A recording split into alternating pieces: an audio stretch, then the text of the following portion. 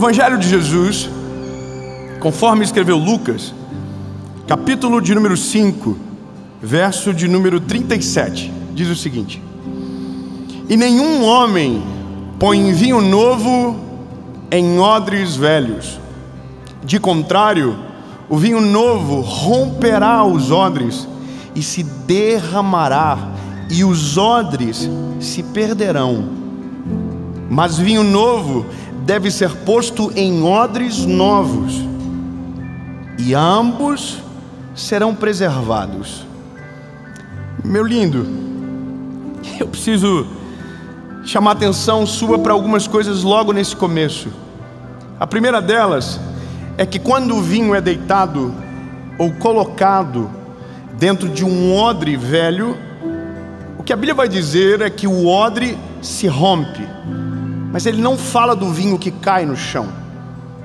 Ele só diz que quando o vinho novo é colocado no odre velho, o odre velho se destrói. Só que quando a Bíblia fala do odre novo, a Bíblia fala dos dois. Os dois são preservados, o odre e o vinho.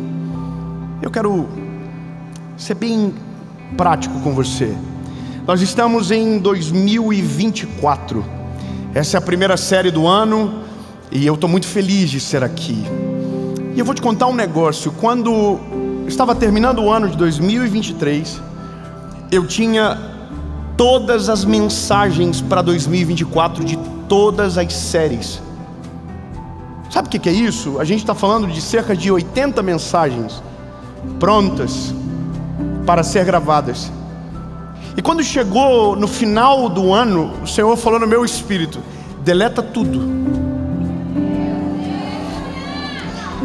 Aí, irmão, eu sou humano. Senhor, não é da carne, não é de mim. Isso é de mim. É do meu nome. Assim diz eu mesmo. Irmão, e aquela voz insistiu dentro do meu espírito. E o Senhor falou comigo: eu vou te dar uma mensagem, que é a mensagem da virada de ano. E depois você não vai ter mais nenhuma mensagem, até eu trazer algo novo para você. Não, meu lindo, eu quero que você entenda: existe algo novo de Deus sobre você, sobre nós. E esse ano não vai ser natural, esse ano vai ser sobrenatural. Vai ser o ano do favor do Senhor derramado sobre a sua casa, sobre as nossas famílias, e nós vamos experimentar do favor do Senhor. Agora, qual é a questão?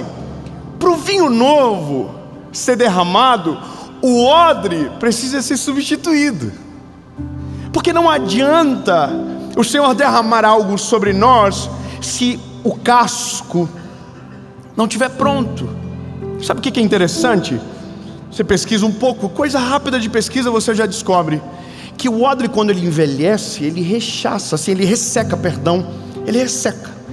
Então, quando o vinho é colocado dentro, o vinho é um organismo vivo, ele continua em fermentação a vida toda. Então, o odre, quando é velho, ele não tem mais elasticidade, ele seca. Por isso que rompe. Não rompe pelo peso do vinho, mas pelo que ele causa dentro do odre. Agora, quando o odre é novo, o odre se adapta. Você está entendendo? O odre expande. O odre não rompe. E nem o vinho, nem o odre são desperdiçados. E isso tem algo muito poderoso para nos ensinar. Porque o nosso maior problema não é o que Deus vai fazer, é se nós estamos preparados e cremos o que Ele pode fazer. Veja, vou ser sincero com você, irmão. O dia que você for pai, você vai entender: o maior desafio de um pai é não dar tudo o que o filho pede. Mas se fosse por nossa vontade, a gente daria tudo. Meu amor é limitado. Imagina o amor de Deus sobre nós. Imagina o quanto Ele quer abençoar você. Imagina o quanto Ele quer cuidar da sua casa. Imagina o quanto Ele quer prosperar você, a sua família. O quanto Ele quer mexer no teu coração. Imagina, é muito maior do que você acredita. E esse é o problema. A gente não acredita, porque a nossa mentalidade, ela é colocada dentro de uma caixa. E por muitas vezes essa caixa é mais apertada do que deveria. Então tem muita gente que vive o evangelho não baseado na Bíblia, mas baseado em uma religiosidade que não é bíblica. Vive um evangelho de prisão, não é de liberdade. Vive um evangelho onde uma igreja é maior do que a outra, onde um é mais importante do que o outro. Não, irmão, o evangelho nos coloca lado a lado. O evangelho tira as barreiras, o evangelho tira os degraus. Só existe um que está no degrau acima de todos, e o nome dele é Jesus Cristo de Nazaré. Só que isso vai produzindo dentro de nós uma mentalidade. Então a gente acha que Deus não quer fazer, a gente acha que Deus não pode, a gente acha que é demais para a gente acha que algumas coisas a gente não precisa mesmo. E não é nem porque a gente não precisa, porque como a gente acredita que nunca vai ter, ou que nunca vai viver, a gente diz besteira. Sabe quando você vê alguém vivendo algo extraordinário, e você diz assim: se eu tivesse o dinheiro que ela tem, eu não iria. Iria sim, viveria sim. O seu problema não é nem o dinheiro, é a mentalidade. Porque a nossa mentalidade condiciona a nossa existência. E como você prova isso biblicamente? Veja, quando eu olho para os evangelhos, eu vejo uma manifestação de Jesus que mudou a vida de 12 homens. Um se perde no caminho, porque conheceu Jesus, mas não deixou ser transformado por Ele de maneira completa. Mas permanecem os 11, e eles dão sequência ao trabalho de Jesus. E o que me interessa quando termino os evangelhos é o que acontece com a igreja, é o que acontece com o movimento que Jesus criou. E o movimento depois de Jesus continuou, cresceu. Nós estamos em 2024, ele ainda é o nome mais importante do mundo. Ninguém é maior, ninguém chega perto, ninguém se compara a ele. A honra, a glória, o louvor, é tudo dele. Agora, veja bem, quando você vê em Atos dos Apóstolos, você vê que os milagres continuam. Jesus foi embora, mas os milagres permanecem. Jesus foi embora, mas a multiplicação continua. Jesus foi embora, o cego ainda consegue ver.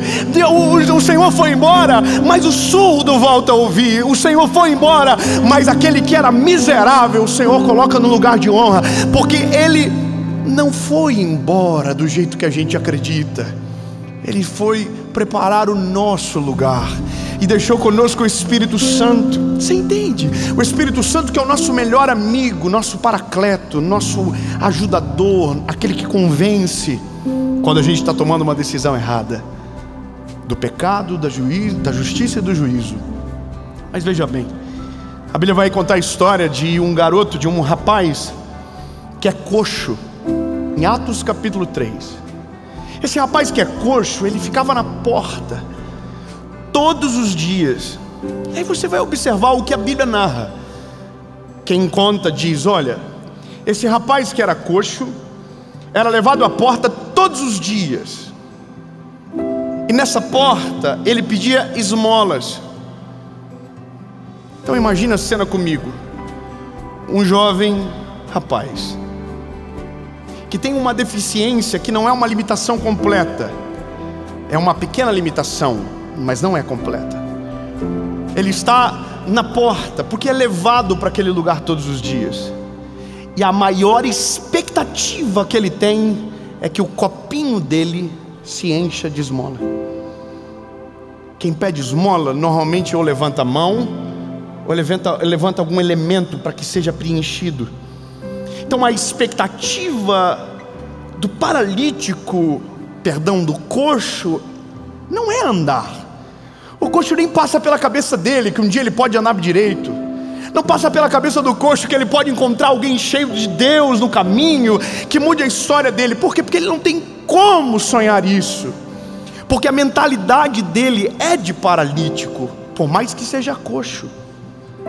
E a nossa mentalidade, ela declara muito sobre nós. Ela explica muito sobre o que você vive, sobre a maneira que você fala, sobre como você se relaciona. Então, quando eu olho para o paralítico, e eu vou sempre dizer o coxo, mas para você entender que a mentalidade dele é de paralítico, você percebe que a disposição dele está limitada a um copo pequeno. O que isso implica? Simples. Aquilo que eu busco é aquilo que eu encontro.